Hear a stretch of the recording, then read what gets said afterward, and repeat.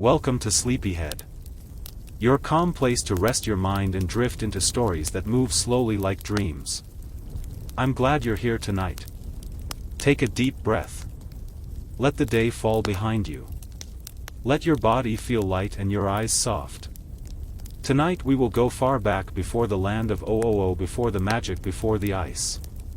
This is the story of Simon Petrikov. A kind man who loved history and love itself.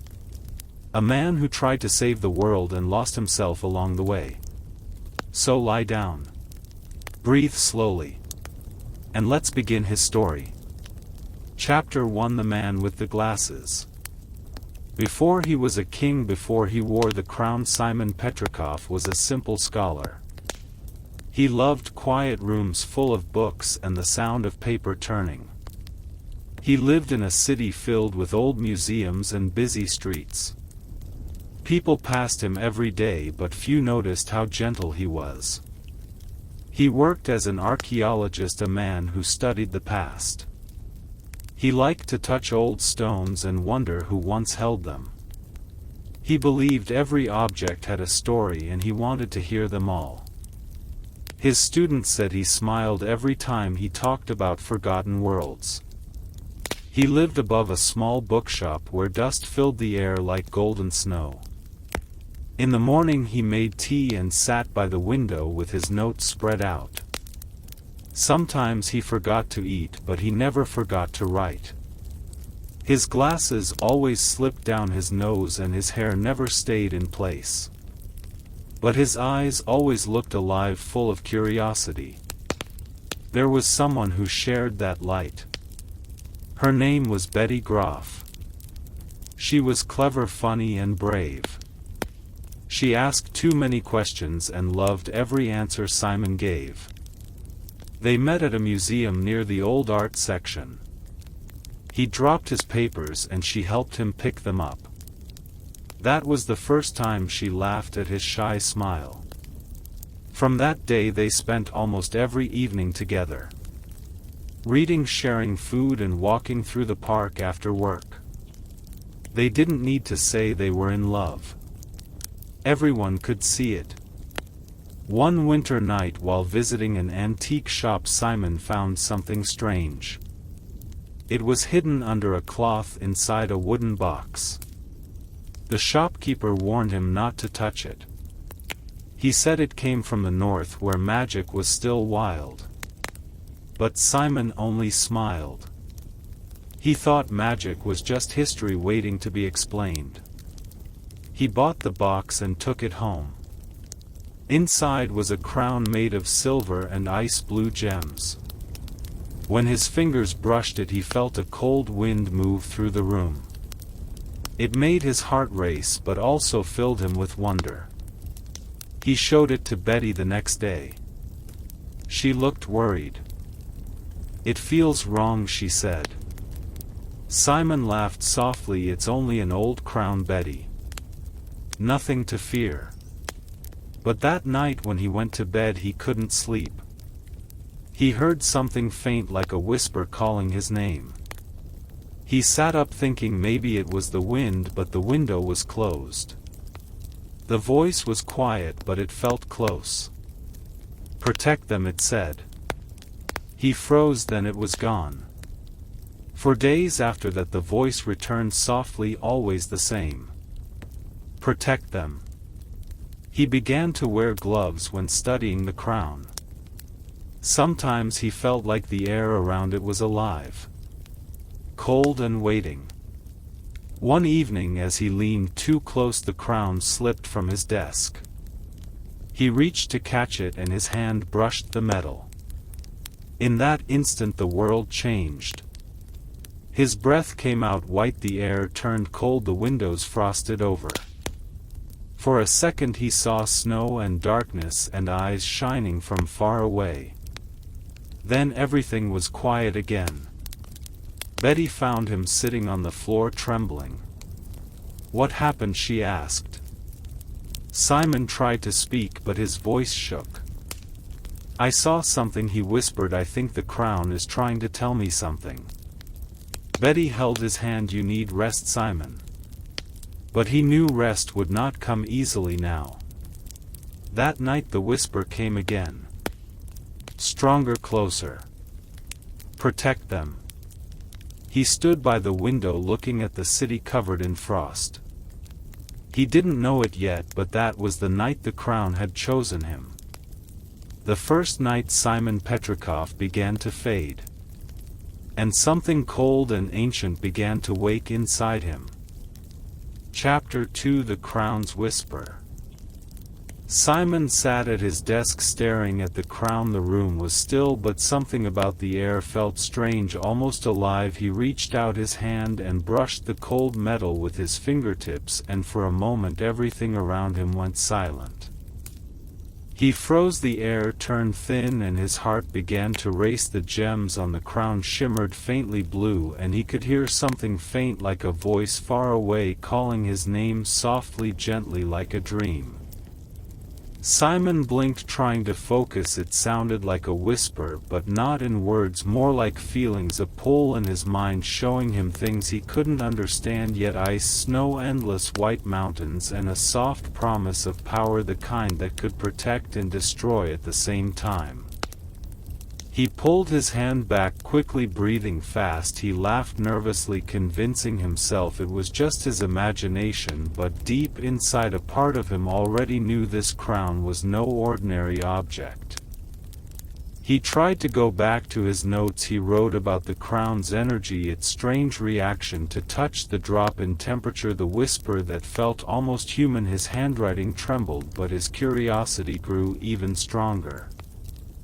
That night he couldn't sleep. The sound of the whisper returned in the quiet darkness, whispering not to fear it, saying it only wanted to help him. He turned in bed, pulling the blanket close, but the voice stayed gentle, calm, and unending, like it was inside him now.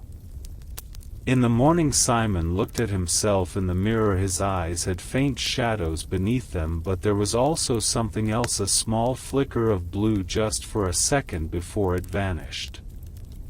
He smiled, a tired smile, whispered to himself that it was all just in his head, and walked back to his desk. But the crown was waiting, and its gems glowed faintly, brighter than before. Chapter 3: The First Vision. The night was quiet around Simon's small apartment in the city. The soft hum of faraway cars faded slowly as snow began to fall again outside his window.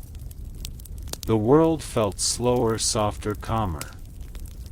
And Simon sat awake with the crown resting beside him on the wooden desk. Its pale blue gems glowed faintly in the dark, as if breathing quietly. He rubbed his eyes, tired from hours of notes and readings. Pages filled with sketches and strange calculations covered the table. None of them helped him understand what the crown really was. He had spent all day studying its metal, its gems, the faint energy that radiated from it. But all he truly knew was that it was ancient and alive. He stood and walked toward the window. The glass was cold against his hand. Outside, the streetlights were half buried under the snow. He could see the city's rooftops glowing under the pale moonlight. And for a moment he felt calm again. The kind of calm that comes before sleep. Soft and silent, like snowflakes landing on an old coat. He turned back to the desk. The crown's glow caught his eye again. And something deep inside him whispered, "Just one more look." He sat back down slowly. He leaned closer, his breath making faint mist in the cold air. Then, for a heartbeat, everything stopped. The candle beside him went out on its own. The blue light from the crown brightened. It spread across the room, touching every wall, every book, every page. Until there was nothing left but light and silence. Then came the vision. He found himself standing on a white plain of snow. The air was so cold it almost hummed. The sky above him was colorless, only a soft glow like morning about to rise. He looked down and saw the same crown resting in the snow before him. And when he picked it up he heard a voice. Low, soft, kind yet distant. Simon. He turned around. No one was there. Only wind and light. He heard it again, closer now. Simon, do not be afraid. The voice was not human. It sounded like the sound of wind moving through ice. Gentle but full of age and sadness. Who are you? He whispered, his voice echoing softly in the snow. I am the crown. He froze. The words came from nowhere yet everywhere. Inside his mind and outside around him. What do you want from me? He asked. To protect the world, the voice said slowly. To guard it from what is coming. He felt the snow around him shift. A shadow moved beneath the ice like a dark shape deep under frozen water. What is coming? He asked, but his voice trembled. The voice did not answer. Instead he saw flashes in the snow. A city breaking apart. People running. A sky filled with smoke and light. Then the crown spoke again. You will need me, Simon, you will save them all. The words filled his mind and heart with warmth and fear at the same time. He dropped the crown.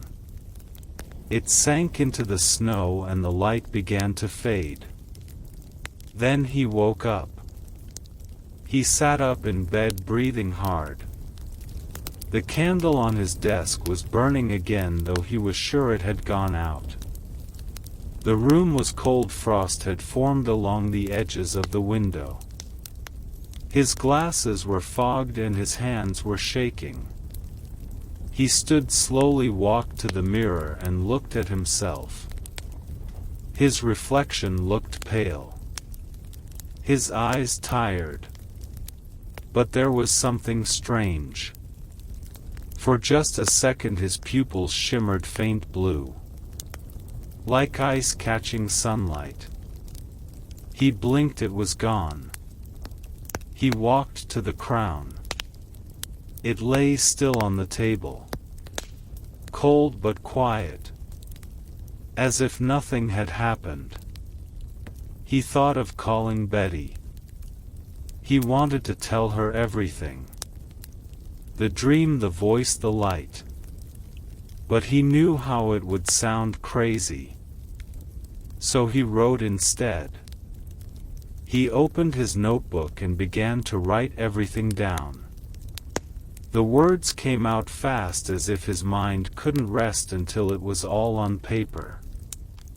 He wrote about the vision, the plain of snow, the voice that called itself the crown.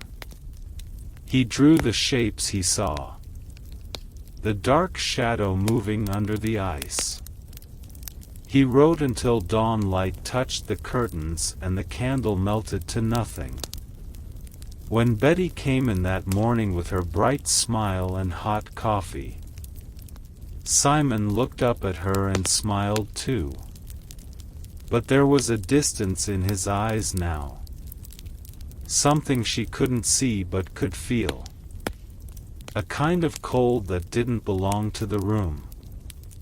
She kissed his forehead and told him to rest. And he promised he would. But when she left he turned again to the crown. He stared at it quietly. And whispered under his breath. Protect the world. The words came out without thought. And for a second, he thought he heard the crown whisper back. Yes. The rest of the day was a blur. He tried to read, work and clean, but everything reminded him of the voice. At night he closed his eyes again and the snow returned. This time the voice didn't speak but sang softly. A low hum that matched the rhythm of his breathing. Each note melted into the next. Each sound slower and softer. Until he wasn't sure if it came from the dream or from his own heartbeat. And as he drifted away into sleep again, he saw the figure once more. The tall shadow wearing the crown.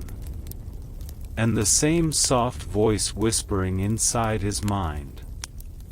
You will remember me, Simon. Even when the world forgets who you are. And then everything turned to white. Quiet, peaceful, endless white. The next morning he woke with tears frozen on his cheeks. He didn't know why he cried. But deep inside, a part of him already knew. His life had changed forever. Chapter 4: The Echo of Ice. The city was quiet again that morning. The snow that had fallen through the night now rested in soft layers over the roofs and streets. Inside Simon's small apartment, the air was still. Betty had left early for work, and the only sound was the slow tick of the clock above the bookshelf. Simon sat at his desk, notebook open, hands folded together. He had read every word of what he wrote the night before, every sentence describing the voice, the snow, the shadow. The handwriting looked unfamiliar, as if it belonged to someone else. He whispered to himself, maybe it was just a dream, just exhaustion. But the memory was too clear. The cold he had felt in that white plain still lingered on his fingertips. He reached toward the crown again, not touching it, only letting his eyes rest on it. The metal shone faintly blue, like it was breathing in the light of the morning. For a moment, he almost believed it was alive. He closed his notebook and stood. He needed air. The world outside smelled clean and frozen. Children played in the park below, their laughter echoing between buildings. Simon smiled softly. He remembered being that young, when snow was only snow, not a message, not a warning. He walked through the streets with his scarf wrapped tight around his neck. People passed by carrying coffee, newspapers, gifts. Life was normal, ordinary. He wanted to feel that normal again. At the corner cafe, he sat down with a cup of tea and his journal. The warmth felt good against his palms. For a little while, he forgot the crown. He even smiled when a child at the next table offered him a cookie. But as the boy ran away, Simon looked down and saw the faintest trace of frost on the surface of his tea. The cup was still steaming, but a small ring of ice floated in the center. His breath caught. He blinked, and the ice was gone. He left quickly. The cold seemed to follow him all the way home. When he opened the door to his apartment, a thin mist drifted out. The windows were frozen from the inside. His breath came out in small clouds. The crown sat on the table exactly where he had left it, yet frost had grown along the edges of the wood around it, spreading like silver vines. He stared at it for a long time. Then he said quietly, "Stop." The air didn't move. But the whisper returned, softer than ever. Simon. He stepped back. No, he said. Not again. Simon, listen. He covered his ears, but the voice wasn't in the room anymore. It was in his thoughts, woven into them. You are afraid. But you do not need to be. I can help you. He whispered, help me with what? The world changes. Ice will cover it. They will need someone strong. You will protect them. He shook his head. I'm just an archaeologist. I find things. I don't protect anyone. The crown pulsed once with blue light, then went still. The room was quiet again. Simon stood there breathing slowly, feeling both dizzy and calm at once. He took his notebook, wrote down what he heard, every word, every feeling. The scientist in him needed proof, even if the proof was madness. Hours passed. The candle burned low. When Betty returned that evening, Simon smiled like nothing had happened. He cooked dinner, asked about her day, listened to her laughter. But a part of him was far away, still sitting beside the crown. Later, as Betty slept, he stayed awake watching the moonlight touch the window. He whispered softly to himself, I'm fine. I'm fine. But the cold in the room deepened until his breath hung in the air like smoke.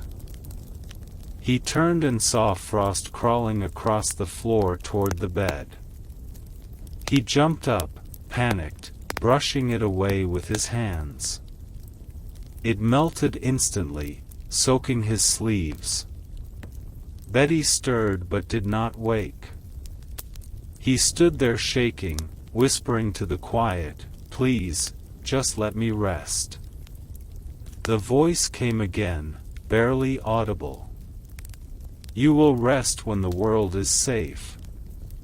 He wanted to shout, but instead he sat on the floor, holding his knees like a child, rocking slightly until dawn light filled the room. The next day, he tried to work at the university. His colleagues noticed the change, his pale face, his distracted eyes. One of them joked that Simon looked like he hadn't slept in a week. He laughed weakly, saying he was working on something big, something ancient.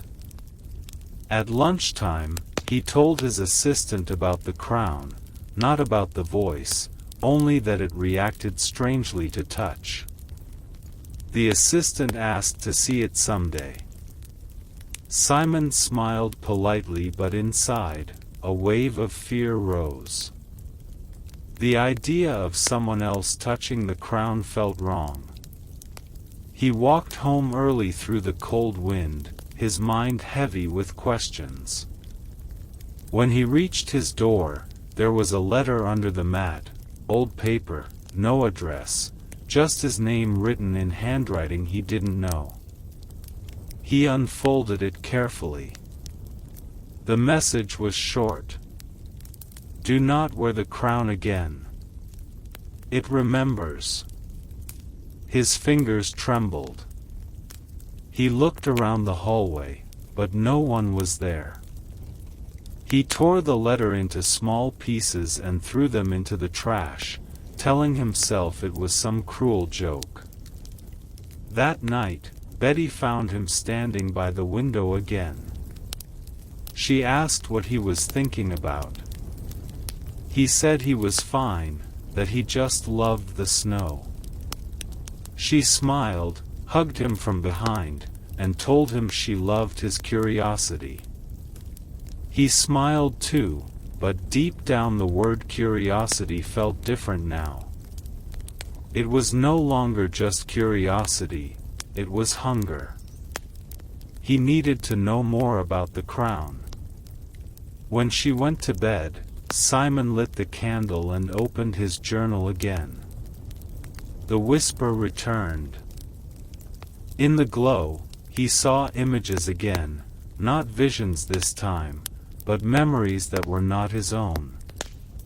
He saw an ancient land of ice and gold, towers carved from glaciers, people wearing jewels of frost.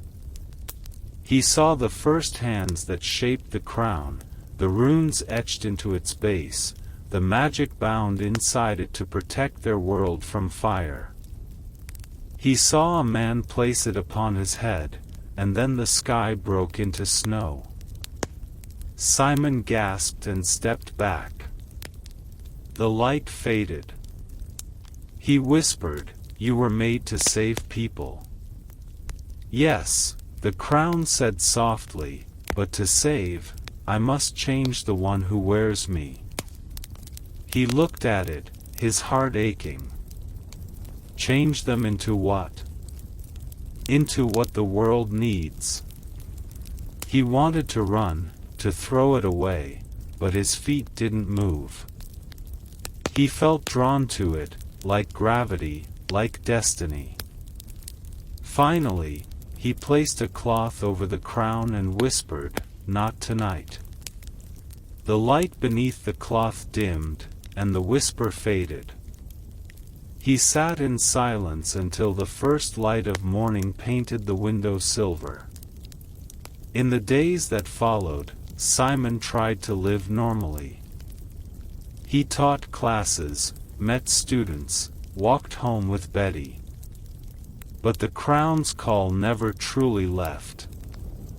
Sometimes he'd hear it faintly even among laughter and daylight, a soft echo that reminded him of snow and silence. One evening, as he walked through the park, a small bird landed near his feet.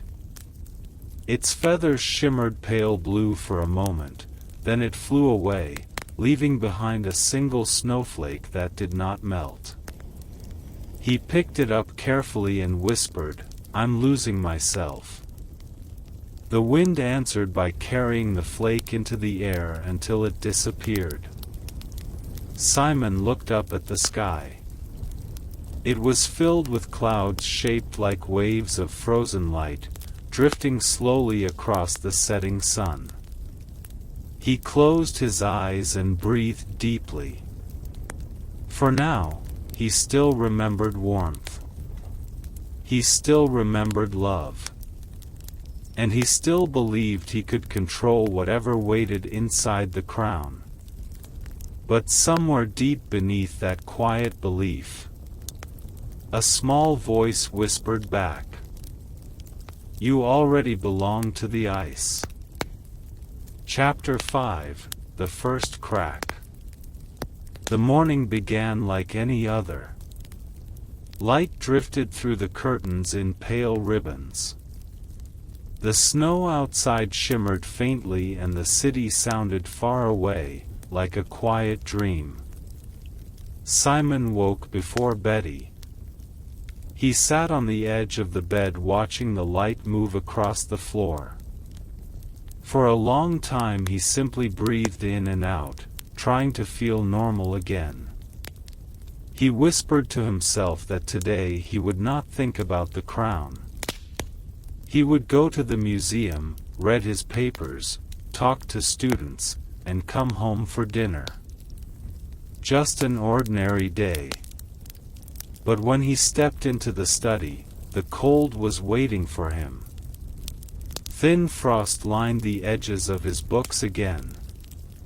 His notes curled from dampness, the ink fading in small blue patches. The crown sat still on the desk, covered in the same cloth he had left over it.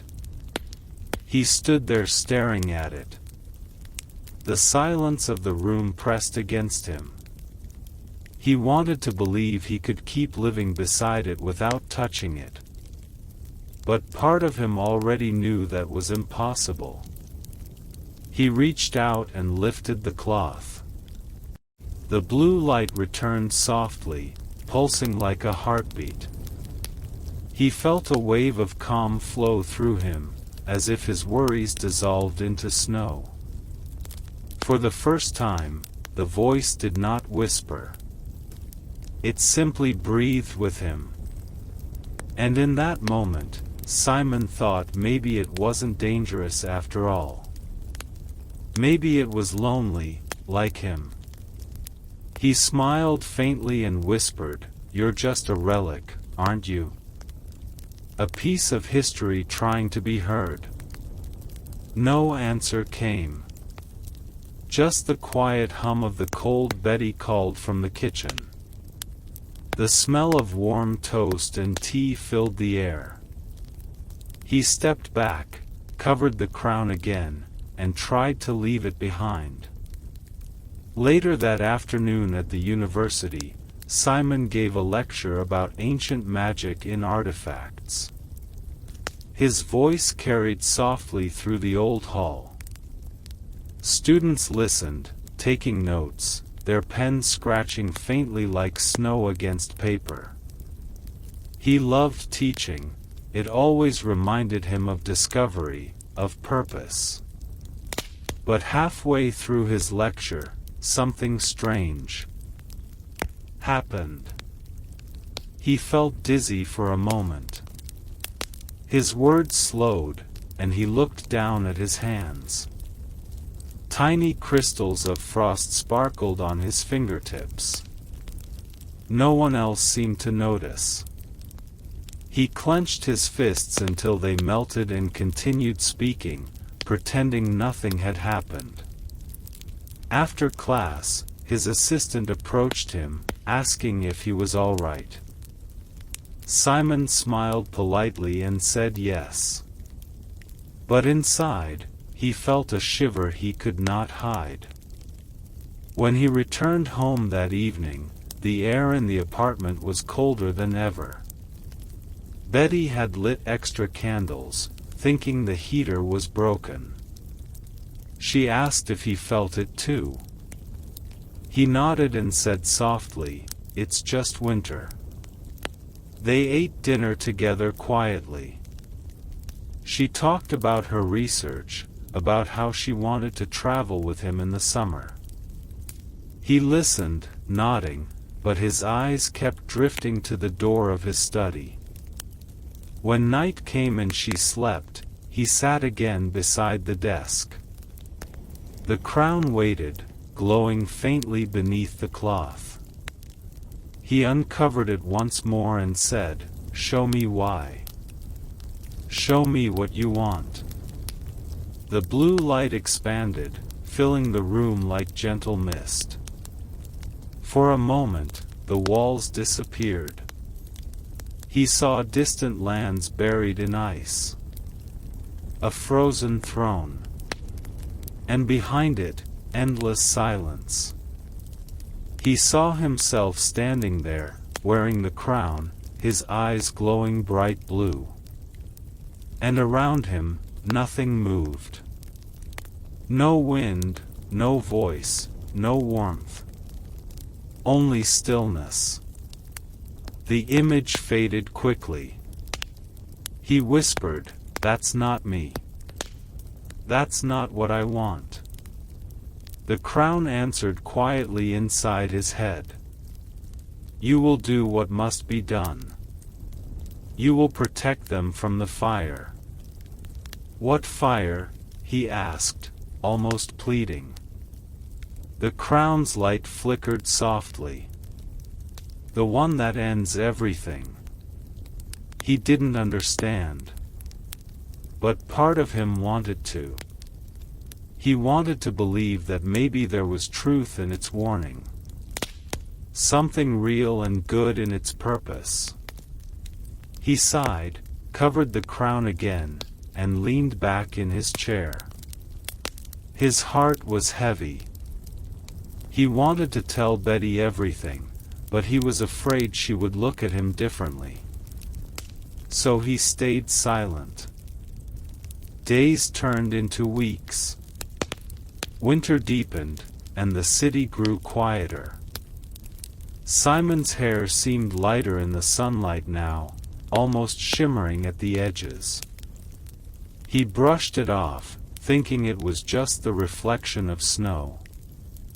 Betty noticed the changes too, the way he paused mid-sentence, the way his hand stayed cold even near the fire. She touched his cheek one evening and said, "You're freezing." He smiled and whispered, "I've just been working too hard." She tried to believe him.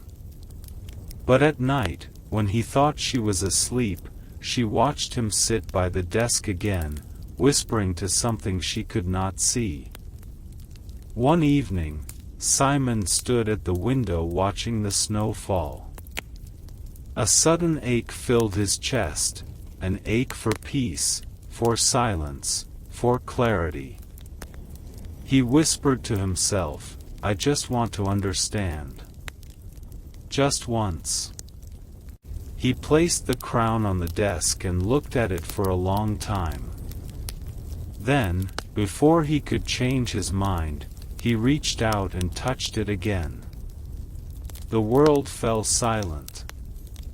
The air around him froze. The candlelight dimmed to blue. And he felt the familiar chill crawl up his arms, through his chest, into his heart. The voice came, clearer than ever. "You see now. You and I are one." Simon gasped.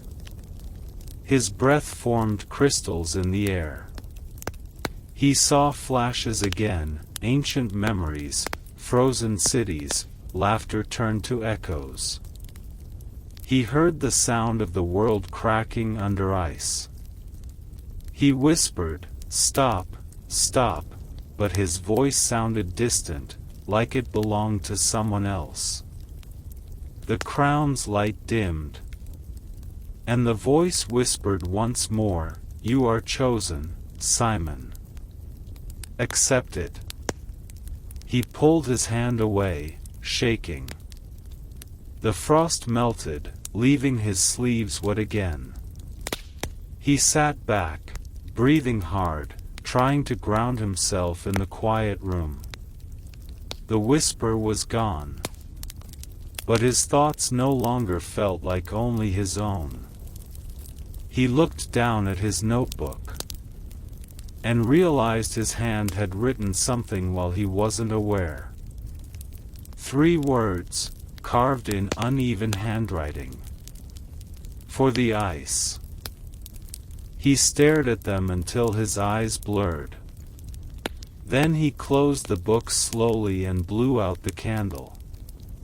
That night, Betty dreamed that snow was falling inside the apartment.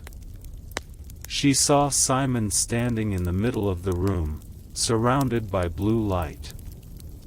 When she reached out to touch him, her hand passed through cold air like mist. She woke up calling his name. But he was sitting by the desk again, wide awake, eyes fixed on the crown. His face looked calm, almost peaceful. "You're scaring me," she whispered. He turned to her and smiled faintly, tired but kind.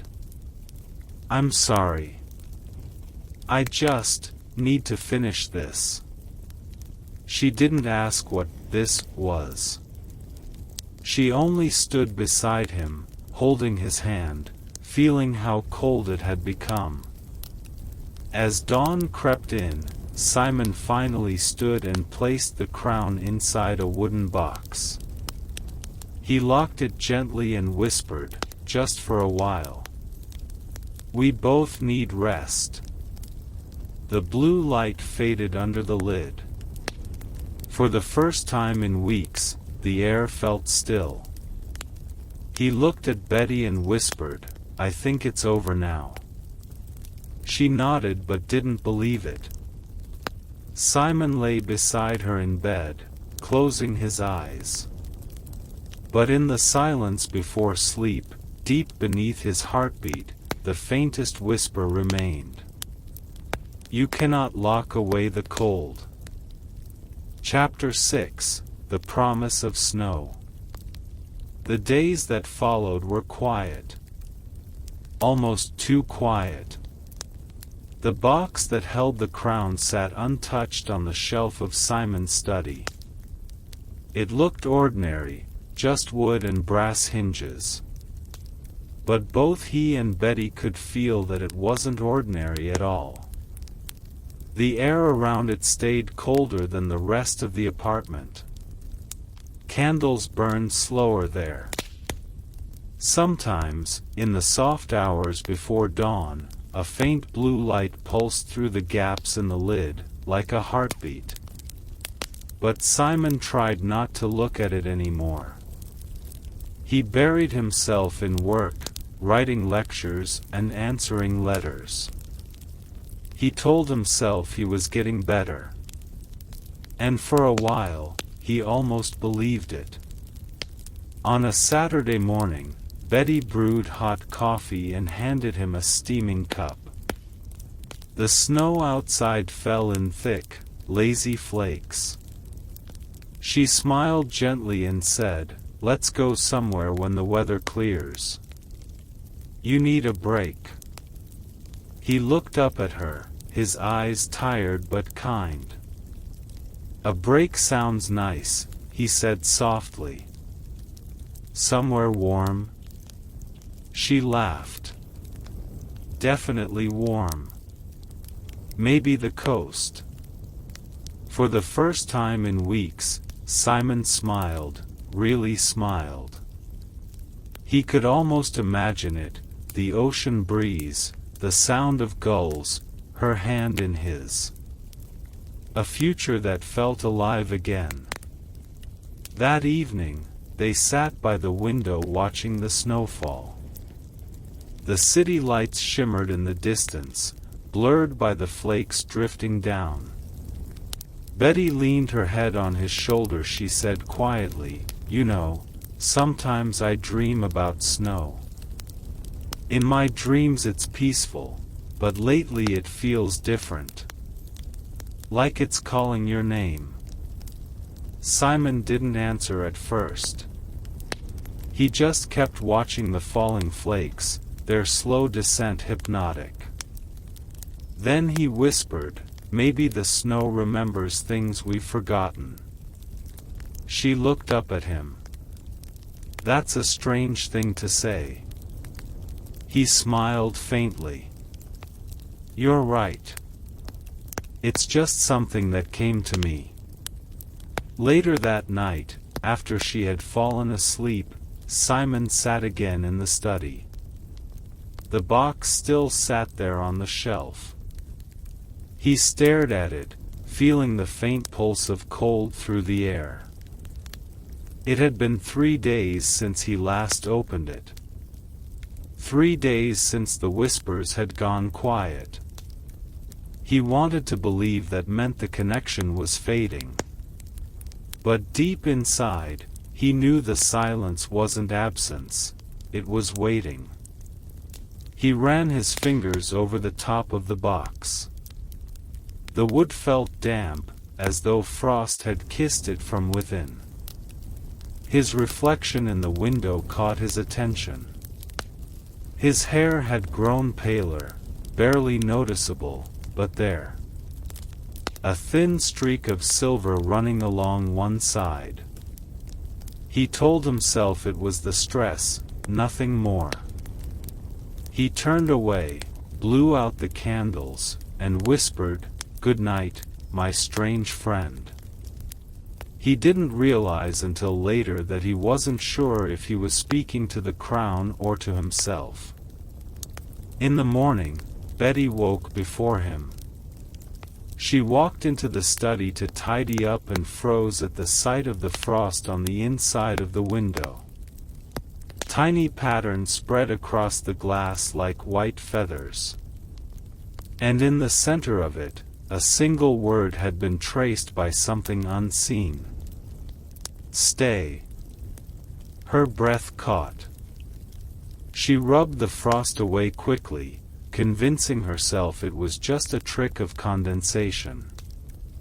But she couldn't shake the feeling that something was changing again. When Simon entered the room, she didn't mention it. She just smiled and asked if he wanted breakfast. He nodded, kissed her forehead, and said, "Thank you, Betty. I think today will be better." The days blurred together, and winter deepened. The world outside grew quieter with every snowfall. The city's noises were muffled, soft, distant. Simon spent more time at home now. Students wrote to him, asking when he'd return to the university, but he often didn't answer. He told himself he needed time to think. But what he really needed was control. The cold followed him everywhere, into his thoughts, into his dreams. Sometimes he would wake in the middle of the night to the sound of wind whispering through the apartment, though every window was shut. Sometimes he saw faint blue glows on the ceiling that faded the moment he blinked. And always, he heard a faint hum under everything, like a low note that never stopped. One evening, as the snow piled high outside, Betty sat across from him at the table.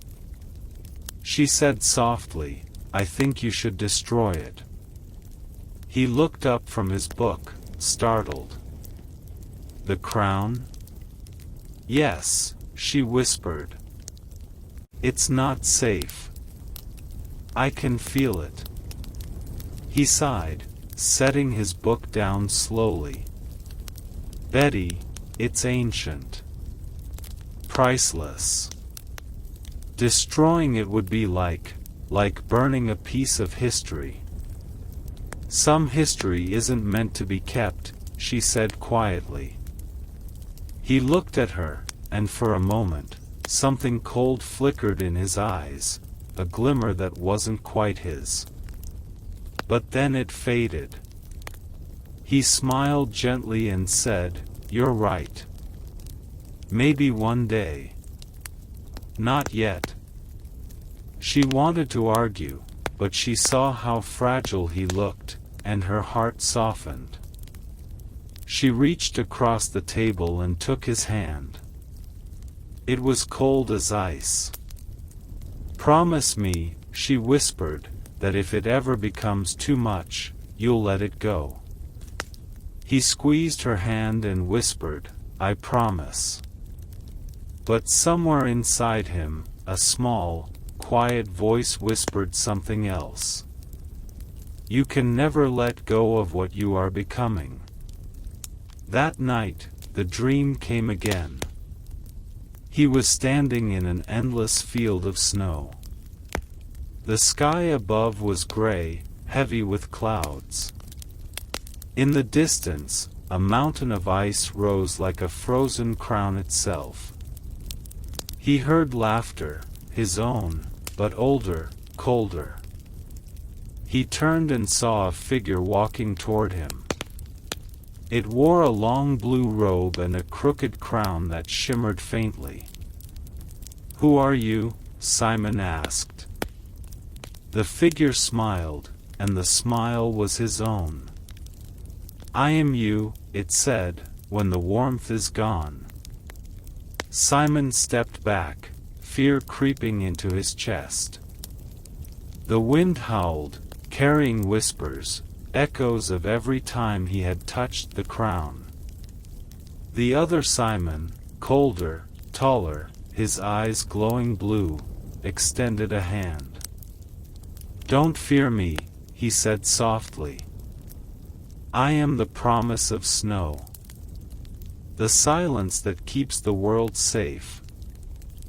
Simon shook his head. "Safe from what?" "From the fire that never dies," the ice version said. "From chaos, from endings." I am the stillness that preserves all.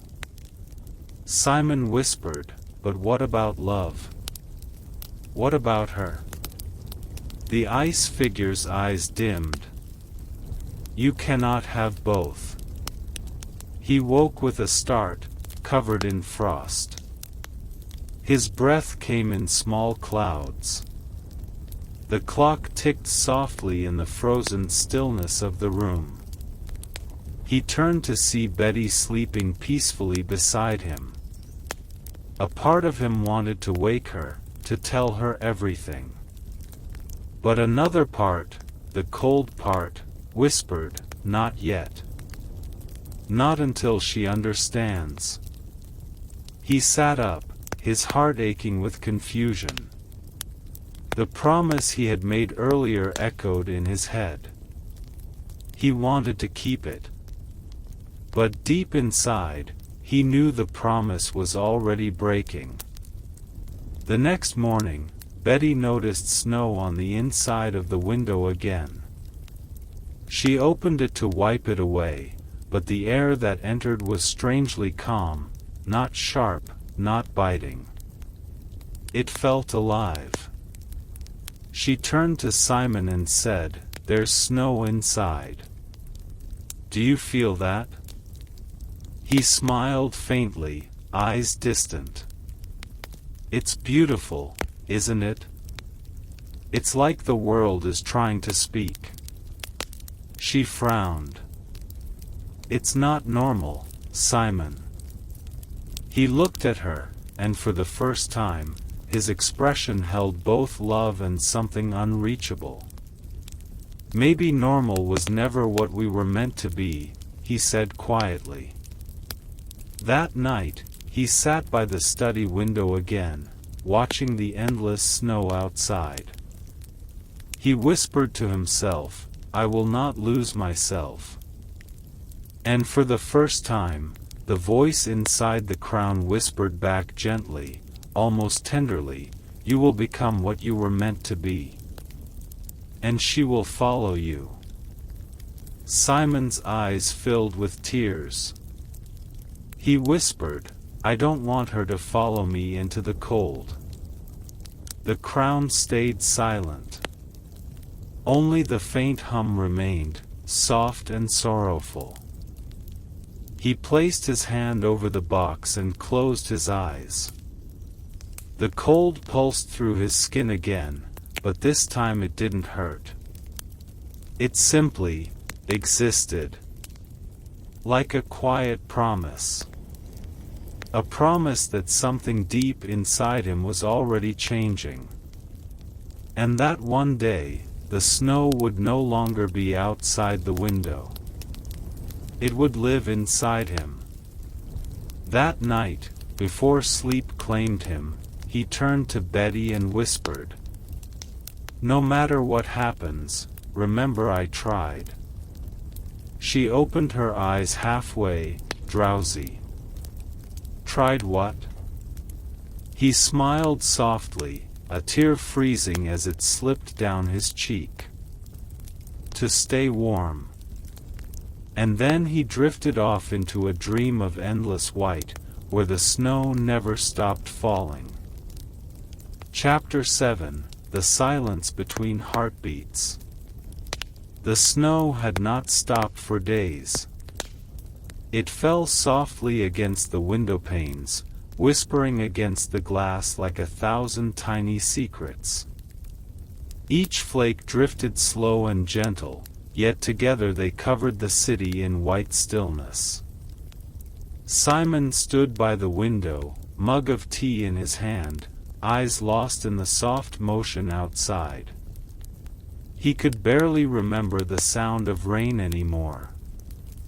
The world seemed made only of snow now, slow, pale, and quiet. Behind him, Betty worked quietly at the table, sorting through old letters. She hummed softly, trying to bring warmth into the room. But even her voice sounded muffled, as though the air itself had grown thicker. "You haven't been to the university in weeks," she said softly, not looking up. Simon didn't answer right away. He took a slow sip of his tea. The steam rose and disappeared into the cold air before reaching his face. Finally, he said, "I know. It's just, I feel like my work is here now." She looked up. "Your work?" He nodded toward the box on the desk, the one that never gathered dust, the one that always glowed faintly even when the room was dark. "There's something in it," he said quietly, "something ancient. It's teaching me things." Betty's hand froze midair. "Teaching you?" He turned to her, his face calm and distant. "It doesn't speak, not exactly. It shows. I can see patterns. Ice, memory, time." He paused, eyes distant. "It's like the universe breathing." She stood slowly, walked to him, and took his hand. It was cold again, always cold now. "Simon," she whispered, "you need to rest."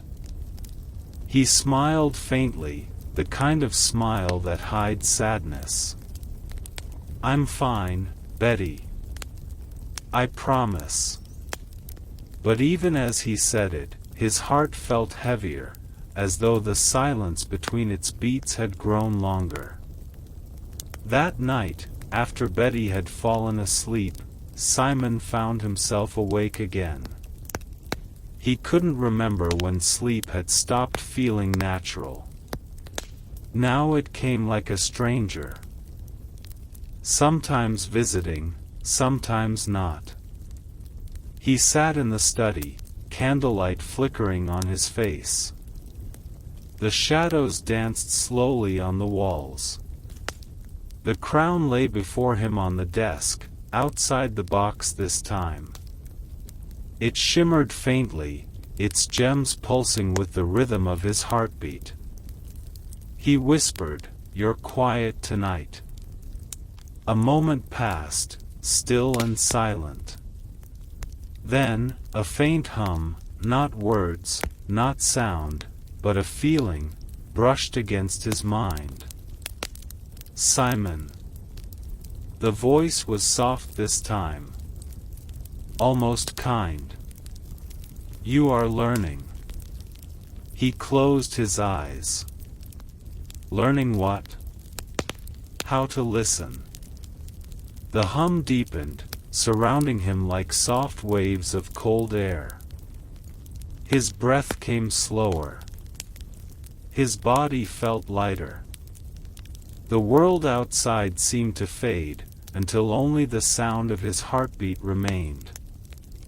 And between each beat, he heard whispers, not of danger, but of memory. Scenes from his past flickered softly in the air before him. Betty smiling under the morning sun. His first lecture hall, full of curious faces. The day he found the crown buried in the ice. Then the scenes grew slower, more fragile. Betty calling his name, fading into wind. The ocean freezing mid-wave. The stars dimming, one by one. He reached out to touch the images, but they melted like frost in sunlight. He whispered, "What are you showing me?" "Truth," the crown said. "And cost." He woke up hours later at the desk, his hands covered in frost. The candle had long melted down. His notebook was damp, pages warped by cold. Betty stood in the doorway, wrapped in her blanket. Her eyes were full of worry and love all at once. "You slept here again," she said softly. He looked at her, guilt flickering in his tired eyes. "I didn't mean to." She walked over and touched his cheek. It was freezing. "You're scaring me, Simon," she whispered. He wanted to tell her the truth. That he was scared too. That he could feel something moving inside his mind like snow shifting in a storm. But he only said, "It's fine, Betty. I'm fine." She didn't argue. She just sat beside him and leaned her head on his shoulder. The two of them sat in silence, watching the gray dawn spill slowly through the frost. The days passed like that, quiet and heavy. Betty tried to bring warmth back into their lives. She filled the apartment with candles, cooked warm soups, and left books open beside his desk. Sometimes she even played old records, hoping the music would pull him back.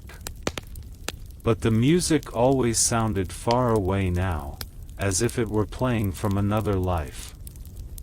Simon wrote constantly.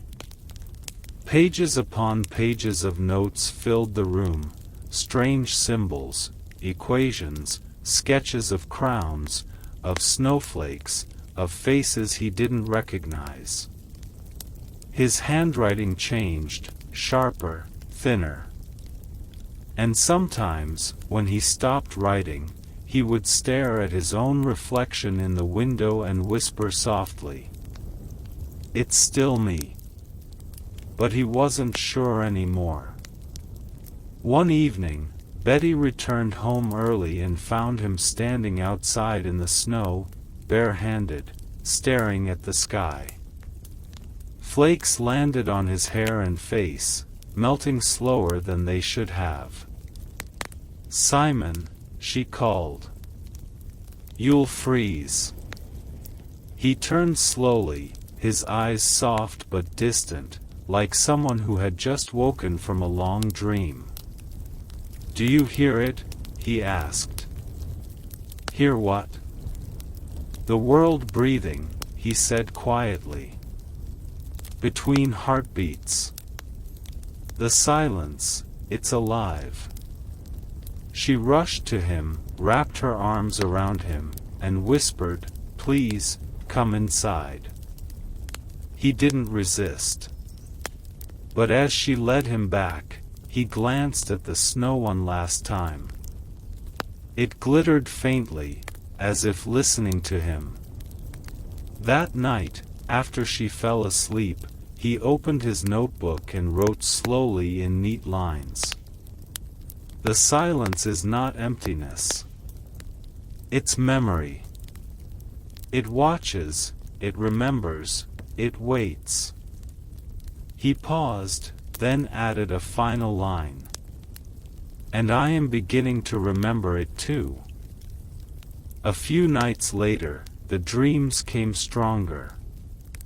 He stood again in the frozen plain, endless white under endless gray. But this time, he wasn't alone. Figures moved in the mist, shapes made of frost, their eyes glowing faint blue. They looked at him silently, their forms soft like snow drifting in air. He stepped forward. "Who are you?" One of them spoke, though its lips didn't move. "Echoes," it said. "Shadows of what will be." Another reached out, brushing his arm, its touch cold but gentle. "You called us when you listened between your heartbeats." He looked down at his chest. His breath misted slowly.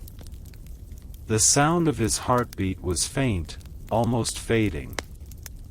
"Why me?" he asked softly. The nearest echo whispered, "Because you are the bridge. Warmth remembers you, and the cold needs you." Simon wanted to say something more, but the sky cracked open above him. A single beam of blue light fell across the snow, and the crown appeared in front of him again. He heard the same voice as before. The world will forget warmth one day. You must carry it through the silence. He whispered, but I don't understand. You will, said the voice. When she leaves. His breath caught. Who? But the vision shattered. And he woke up on the floor, the crown beside him, his notebook frozen solid. Betty found him in the morning, shivering but alive. She wrapped him in a blanket, tears in her eyes. Please, Simon, she whispered. Please, let it go. He looked at her, eyes glassy and lost. I can't, he said softly. It needs me. She held his hand to her heart, her voice trembling. And what about me? Don't I need you too? For the first time in weeks, he looked at her, really looked. And the pain in his eyes was almost human again. He whispered, you do. And that's what makes this so hard. She leaned her forehead against his, crying quietly. He closed his eyes, and for a moment, they both listened to the silence between their heartbeats. A silence that no longer belonged only to them. Chapter 8, When the Warmth Fades. The winter had grown deeper. The city was buried in white silence. And Simon's apartment, once filled with laughter and light, had turned into a small frozen world of its own. Every morning, frost bloomed on the windows before sunrise. Tiny white branches spreading like delicate veins across the glass. Betty would wipe them away, but they always came back by nightfall. The air inside had a chill that never fully left. Even when the fire was lit. Even when Simon smiled. The warmth was fading slowly, not just from the room, but from him. That morning, Simon woke early. He watched the faint blue light of dawn creep through the curtains. His breath misted in the cold air. He lay still for a while, feeling the soft rhythm of Betty's breathing beside him. She looked peaceful in her sleep. And for a fleeting moment, everything felt normal again. He remembered the first time he met her, in a crowded museum hallway, both of them reaching for the same book. Her laugh, her curiosity, her light. She had always been warmth to him. But now, he felt that warmth slipping through his fingers like melting snow. He whispered to himself. Please don't let me lose this. The words disappeared into the air like smoke. Later that day, Betty made breakfast, oatmeal with honey and cinnamon, his favorite. But Simon barely touched it. He just stared at the spoon in his hand as if he couldn't remember what it was for. Simon, she said gently, talk to me. Please. He blinked, looked up slowly, and smiled weakly. I'm just tired. She frowned. No, you're not just tired. You're slipping away. I can see it. He didn't answer. He didn't know how to. The silence stretched between them. It felt heavy, filled with all the words they were too afraid to say. After breakfast, she found him in the study again. The crown was on the table, uncovered, glinting faintly in the cold light. Why is it out again? She asked quietly. He didn't look at her. His voice was calm but distant.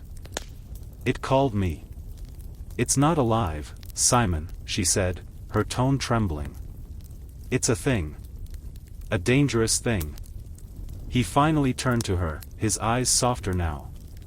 Everything alive starts as a thing, Betty. Even us. She shook her head, tears welling. You're scaring me again. He stood, took her hands gently, and said, I'm sorry. I don't mean to. He smiled faintly.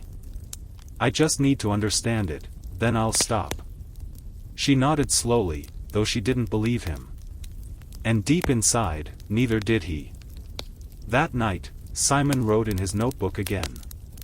His handwriting was smaller, tighter, as if he was running out of space in his own mind. The crown shows memory beyond memory. I see ice that never melts and faces that never age. I see myself in them. He paused, staring at the page. Then he added, slowly. I'm afraid I'm forgetting how her voice sounds. He shut the notebook, pressed his hand to his chest, and listened. His heartbeat was slow. Steady. But the silence between each beat was growing longer again. And in that silence, he heard faint whispers like wine through snow. Simon, stay with me. He didn't know if it was the crown or his own mind. But he whispered back. I'm trying. Days turned into weeks. The university sent letters, students were waiting, lectures were missed. He ignored them all. Betty did what she could. She brought him tea, read him poetry, played old songs on the gramophone. Sometimes, she caught him humming along quietly. But most days, he barely noticed she was there. One evening, she stood behind him while he worked. The crown was beside his notes. Its gems glowing faintly with each of his breaths. It's getting stronger, she said softly. No, he said, not looking up. I am. She touched his shoulder gently. You're changing, Simon. Maybe, he whispered. Maybe change is what I was chosen for. The next morning, she woke to the sound of wind howling through the study. The door was half open, and cold air poured out like mist. Inside, Simon stood barefoot before the desk. Snowflakes circled him though the windows were shut. His hair was almost entirely white now, glinting under the faint blue light. The crown floated inches above the table, turning slowly in the air. Simon, Betty ran to him, grabbing his arm. Stop this. He looked at her, startled, as if waking from a dream. The crown dropped instantly, clattering to the wood. The snow vanished. For a moment, he looked terrified. Then, exhausted. He fell to his knees, trembling. I'm sorry, he whispered. I didn't mean to. She knelt beside him, holding him close. You have to let it go, she whispered. Please. Before it takes everything. He pressed his forehead to hers. His voice broke as he said. It already has. For 3 days, he didn't touch the crown. He tried to read, to laugh, to walk outside. And for a short time, the world felt normal again. They sat by the fire together. He told her stories of old kingdoms and strange artifacts. And she listened, eyes bright, smiling through her sadness. When he reached for her hand, she felt warmth again, faint, but real. And she dared to hope. But the peace didn't last. On the 4th night, a storm rolled over the city. The snow came down heavier than ever before. The wind howled through every street. The lights flickered and died. The fire dimmed. And in the dark, Simon heard the hum again, deep, cold, familiar. It came from the study. A whisper that crawled through the air and into his bones. Simon, he tried to ignore it, but the voice was gentle now, not commanding, just calling. You promised to protect the world. He stood slowly, his body moving as if in a trance. The floor creaked under his bare feet. The candlelight flickered blue as he reached the door. Behind him, Betty stirred in her sleep, unaware. In the study, the crown glowed brighter than ever. The air shimmered with cold. And for the first time, Simon didn't fight it. He touched it lightly, whispering, just one last time. The moment his fingers met the metal, the world fell silent. The sound of the storm faded. The room blurred. And all he could hear was the sound of his own heart slowing. He found himself standing in the snow again, the endless white plain. The sky above cracked open with pale light. The voice spoke softly this time. "You are close now." "Close to what?" he asked. "Understanding." He looked down and saw footprints forming beside his own. A second set. He turned and saw Betty standing behind him, or something that looked like her. Her eyes were filled with light. Her voice was barely a whisper. "Simon, please come back." He reached for her hand. But when he touched her, his fingers passed through light and snow. She faded before his eyes. "No," he shouted. But the wind carried her voice away. He woke up screaming her name.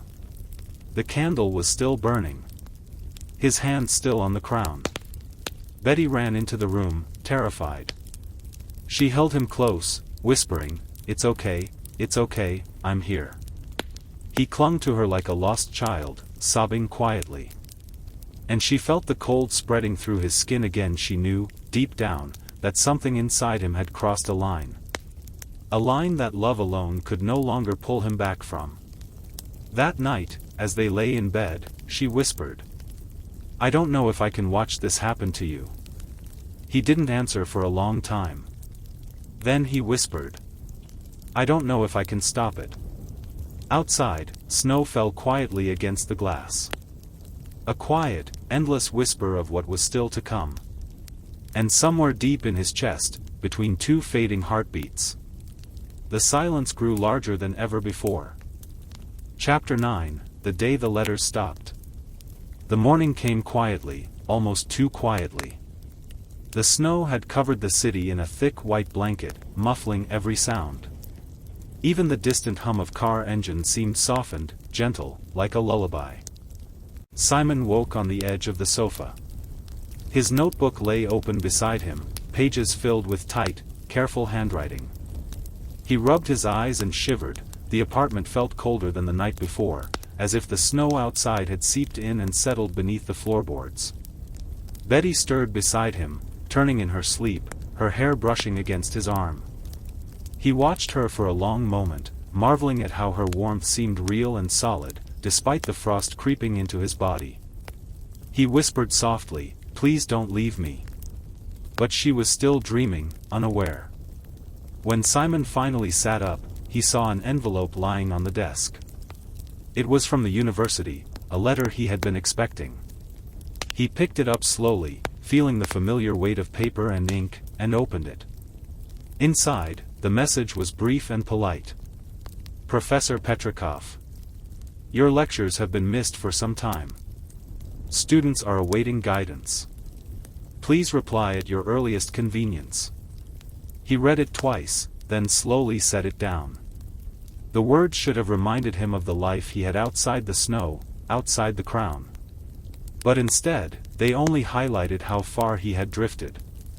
He whispered, "The world is still moving without me." The rest of the morning passed in silence. Betty made tea and brought it to him, placing the steaming cup carefully in his hands. "You need to eat something," she said softly. He nodded, taking a small sip. The warmth spread through him briefly, a fragile thread of life. But as the steam mingled with the cold air, it vanished quickly, leaving him hollow once again.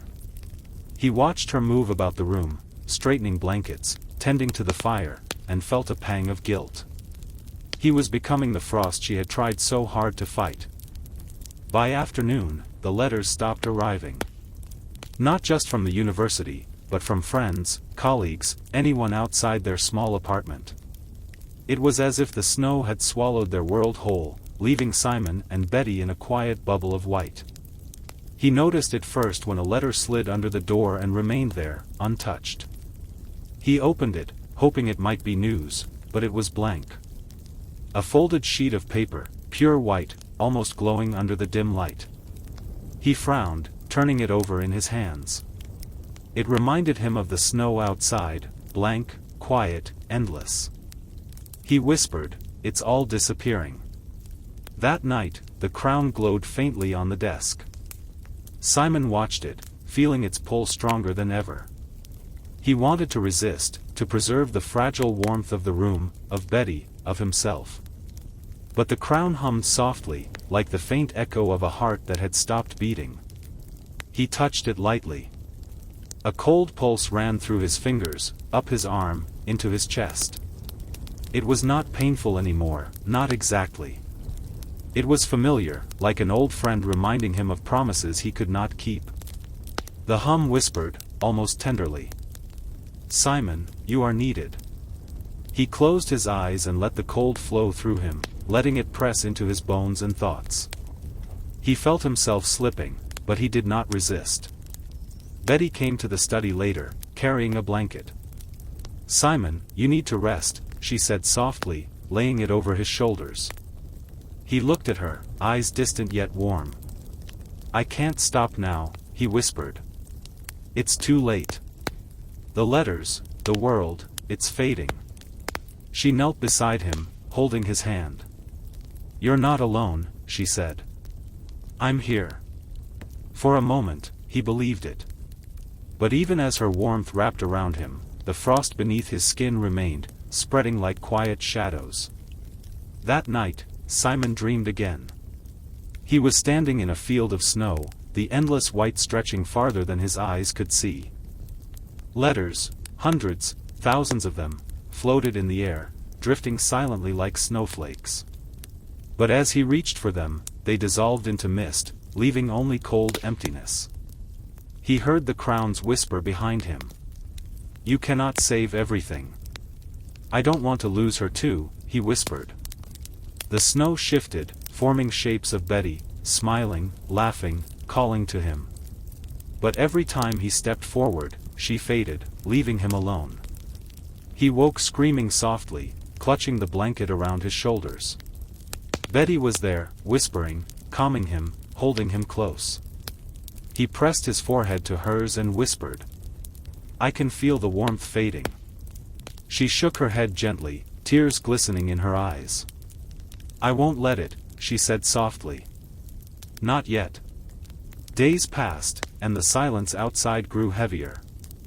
No letters, no knocks at the door, no voices except theirs. Even the city seemed to vanish beneath the snow. Simon tried to focus on his research, on the crown, on understanding the magic that had taken root in his life. But every note he wrote, every calculation he made, seemed to dissolve in the frost. Sometimes he would pause, listen to the silence, and hear only the faint echo of his own heartbeat, stretched thin, slowing, almost fading. Betty tried to bring warmth, candles, tea, books, music, but the cold seeped deeper with each passing day. And Simon knew that soon, he would have to choose. Between the crown, and the warmth that still lingered in her hand. One morning, as dawn light filtered softly through the frost-covered windows, Simon whispered to Betty, "The letters have stopped. The world has gone quiet." She held his hands in hers, trembling. "Then we make our own world," she said softly. "Here. With us. Together." For a moment, the frost inside him paused. He felt the warmth, faint, fragile, but it was real. And though the crown pulsed faintly beside him, whispering its cold promises, Simon smiled, almost fully. And thought, maybe, just maybe, there was a place for warmth yet.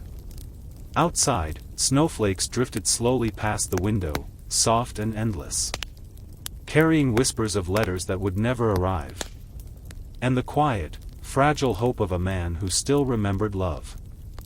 Chapter 10, Whispers Beneath the Frost. The snow outside never stopped. It fell slowly, blanketing the city in quiet white. Inside the apartment, Simon sat hunched over the crown. His fingers traced the patterns engraved in the metal. Soft hums drifted from it, not loud, not harsh, just faint whispers brushing against his mind. Betty sat across the room, knitting quietly, trying to bring warmth into the silent space.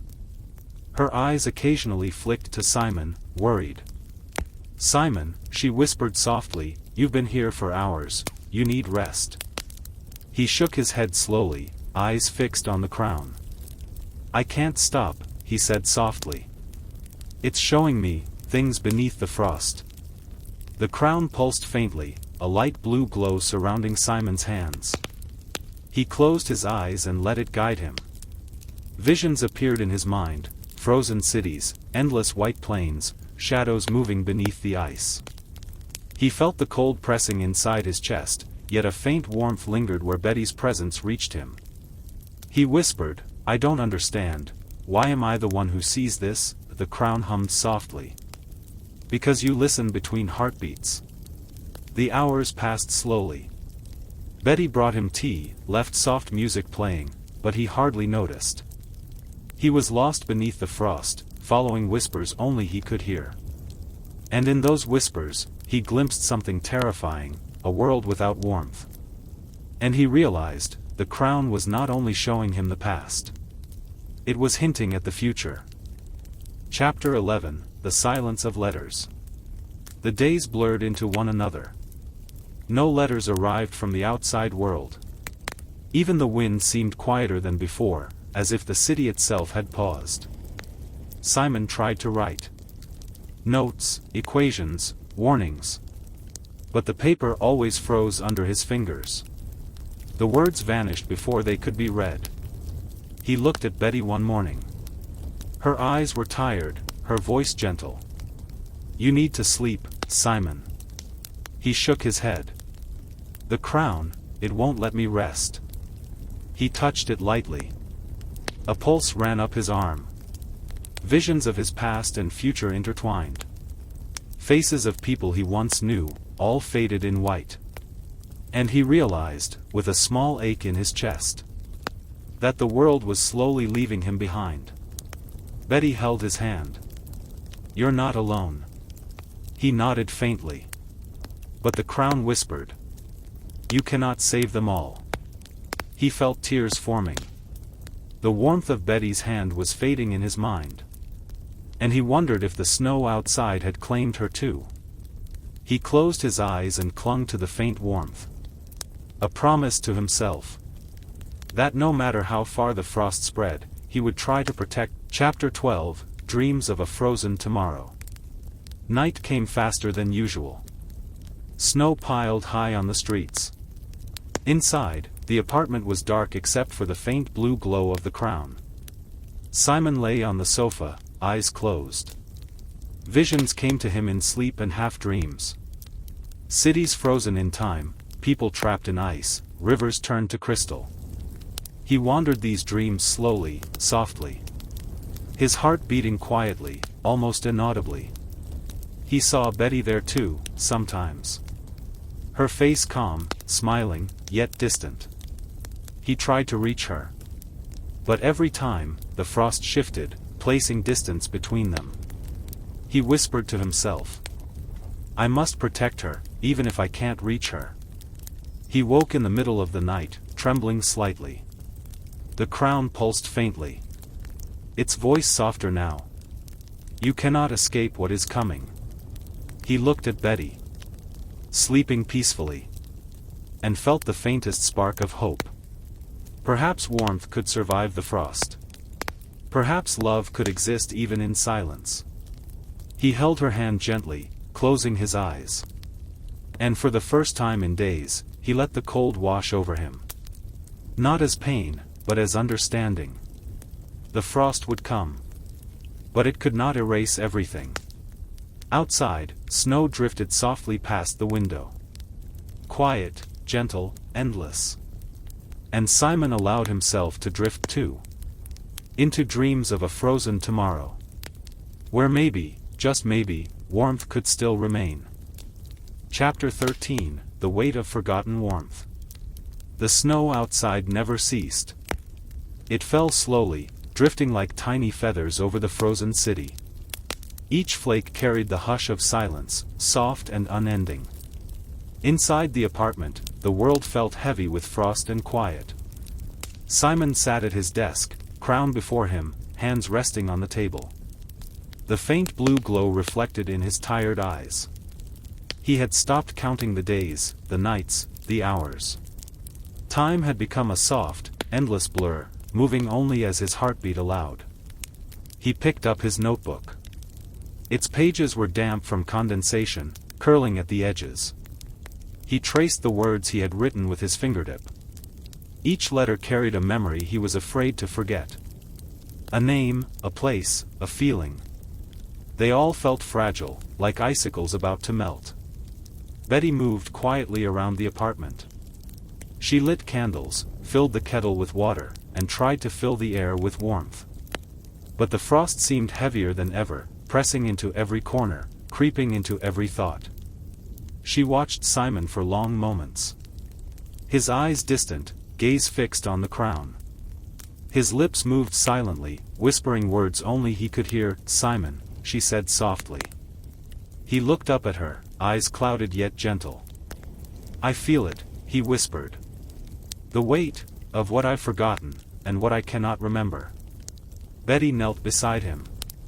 "What is it, Simon?" He hesitated, fingers brushing the edge of the crown. "I remember the warmth of my life before this." He swallowed hard. "But it's fading, Betty, little by little." He leaned back in his chair. The candlelight flickered against the crown's faint glow. And for a moment, he could almost see the man he used to be. Curious, kind, full of laughter. A man who held hope in his hands like a delicate bird. But that man was buried beneath frost, whispers, and endless snow. The crown pulsed softly, as if aware of his thoughts. "You cannot save her, Simon," it said. "You cannot preserve what is lost." He closed his eyes, feeling the cold run through him like soft rivers beneath his skin. "But I must try," he whispered. "I must remember warmth, even if it is fading." Betty placed her hand on his arm. "You are trying," she said gently. "And that is enough." But Simon did not feel enough.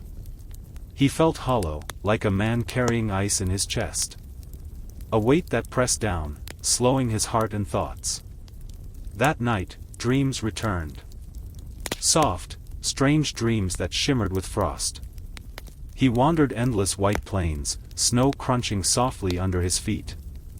In the distance, he saw shadows, shapes of people and places from his past. He reached for them, but they drifted away like smoke. He saw Betty too. Her eyes were warm, but her hands were unreachable. Every step toward her pulled him deeper into the frost. The crown hummed in his mind, a soft, persistent whisper. "Remember, Simon, the world needs you." He closed his eyes tightly. "I am trying," he whispered. "I am trying to hold on to warmth, even in this silence." Morning came with a quiet drizzle that melted the frost outside the windows. Inside, the apartment felt still. Betty had been awake before him, tidying the space and making tea. She sat beside him with the cup, hands warming his own. "Do you remember when we first met?" she asked softly. He smiled faintly, the gesture slow and fragile. "Yes, I remember your laugh, your curiosity, your light." She held his gaze, her eyes full of hope. "And I'm still here," she said. "The warmth isn't gone, Simon, not yet." He nodded slowly, letting the words sink in. But the crown pulsed softly nearby, its cold whisper reminding him. The frost grows, even where warmth clings. He felt the weight of forgotten warmth pressing heavier on his chest. Memories of laughter, friends, and life before the crown. All melting into silence. Days passed in quiet routine. Betty tried to fill the apartment with warmth, candles, tea, soft music, books. Simon wrote endlessly, trying to capture what he could no longer hold in his mind. He traced memories in ink, trying to preserve what the frost